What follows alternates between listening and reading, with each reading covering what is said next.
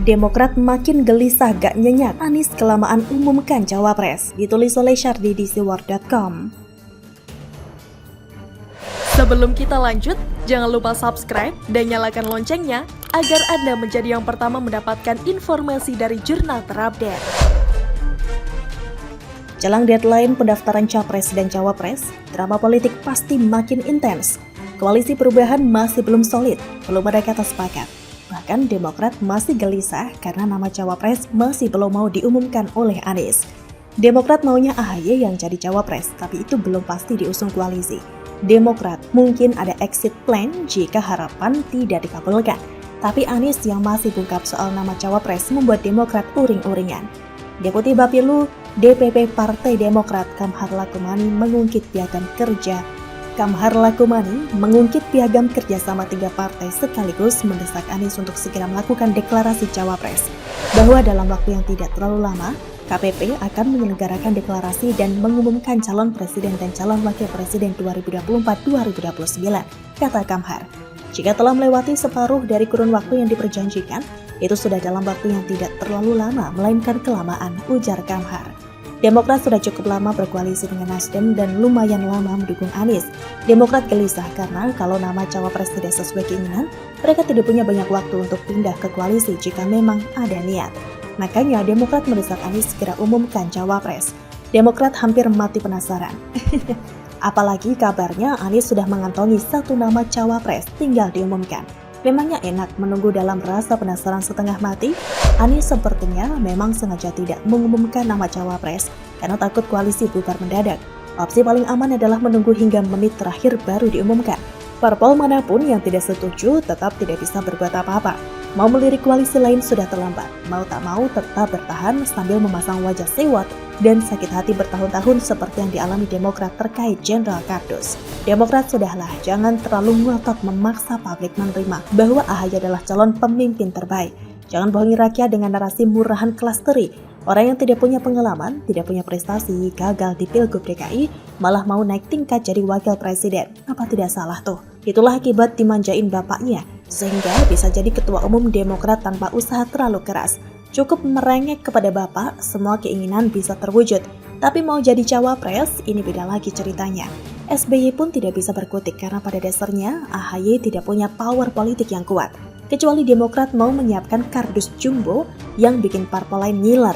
Tapi kan katanya Demokrat itu pelit ya. Bagaimana menurut Anda? Demo bohir melalui buruh, ditulis oleh Daeng di siwar.com. Sebelum kita lanjut, jangan lupa subscribe dan nyalakan loncengnya agar Anda menjadi yang pertama mendapatkan informasi dari jurnal terupdate. Permainan kotor nan licik adalah cara mereka.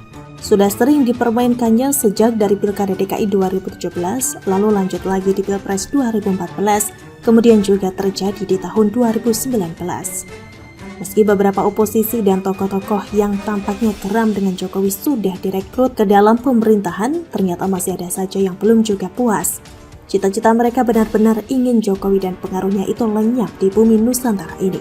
Padahal Jokowi bisa jadi presiden karena telah merepresentasikan rakyat. Rakyat melihat dirinya ada pada Jokowi, karena selama ini, sejak masa Orde Baru, belum ada sosok yang benar-benar mewakili rakyat. Kelihayan Jokowi dengan gaya belusukannya adalah kekuatan yang bahkan sudah menjadi presiden pun masih sering dilakukannya. Ini artinya Jokowi terus berusaha memperhatikan rakyat. Namun hanya saja beberapa orang di sekitaran Jokowi tidak melakukan pekerjaan yang benar-benar melayani rakyat. Dan inilah kendala yang kayaknya menjadi penghalang untuk mempercepat kemajuan negara ini. Mungkin saja serangan orang-orang yang ingin Jokowi lengser itu ada dari dalam juga. Jadi tidak hanya dari luar kabinet. Jokowi sangat hati-hati menjalankan pemerintahannya. Meski sudah sangat berhati-hati, tetap saja kaum barisan sakit hati itu melakukan upaya-upaya gangguan pada pemerintahan Jokowi. People power yang mereka dengungkan itu sebenarnya bukanlah people power sejati. Mereka adalah upil power yang suaranya memang paling keras dan mengenaskan. Maklumlah, mereka ini adalah para barisan sakit. Mereka sudah ketar-ketir karena jabatan 2 periode Jokowi sudah hampir sempurna masanya. Mereka ini ingin membuat kecacatan prestasi Jokowi, tapi tidak semudah itu. Nah, demo yang terjadi tanggal 10 Agustus itu adalah sebagian besar buruh ikut. Dan tentu saja, urusan mereka adalah masalah Undang-Undang Cipta Kerja. Tetapi tampaknya ada hal aneh, karena tuntutan dari 6 poin itu, 2 diantaranya adalah soal cabut PT 20% jadi 0% dan revisi Parliamentary Threshold 4%. Jadi apa pentingnya bagi buruh persoalan poin di atas itu? Apakah ada seorang buruh yang mau ikutan nyapres juga? Bukankah yang paling penting bagi buruh adalah soal kesejahteraan mereka, kan? Lalu kenapa bawa-bawa masalah PT dan Parliamentary Threshold 4%? Mungkin kalau sebagian besar dari buruh itu ditanya soal demo yang mereka lakukan, apakah mereka tahu tujuan dari 2 poin itu? Yang sebenarnya tidak mereka perlukan. Maka bisa jadi jawaban mereka itu sebagian besar tidak tahu menahu hal itu. Bahkan soal Undang-Undang Cipta Kerja pun bisa jadi masih banyak yang bias. Ini bisa terjadi karena sebagian besar bangsa ini belum kuat literasinya. Masih suka joget-joget daripada baca yang panjang-panjang. Jadi demo yang katanya people power itu sepertinya memang masih menggunakan gaya lama. Masih ada bohir yang sedang berusaha untuk menjadikan para buruh itu sebagai komoditas politik yang mudah mereka kibulin. Sangat besar kemungkinan para buruh itu ditunggangi. Kemungkinan besar para bohir besar itu lagi sedang memainkan aksinya demi Pilpres 2024. Nah, siapa saja mereka? Sebenarnya kita bisa lihat dan analisa saja baik-baik. Ada 2 kemungkinan juga. Yang pertama, mungkin si bohir itu ada kaitannya dengan capres yang lagi gonjang-ganjing koalisinya. Karena masalah PT 20%, koalisi mereka belum bisa kompak. Lalu yang kedua, nah ini yang sudah jelas-jelas hanya menyasar Jokowi saja. Karena mereka ini para barisan sakit hati yang merasa paling cerdas. Ya, samalah dengan si Rocky Gerung itu. Mereka ini setuju semua tuntutan. Bahkan kalau ada 100 tuntutan pun bisa mereka tampilkan. Dan lihatlah, salah satu dari mereka itu ada Liza Lamli yang bermain dengan provokasinya. Inilah salah satu barisan sakit hati. Mereka itu bukan mewakili rakyat, tapi mewakili kepentingannya atau kepentingan tuannya. Saya pikir intelijen tahulah hal ini sudah basi. Jadi demonya tidak akan bisa berhasil karena tidak murni dari suara rakyat.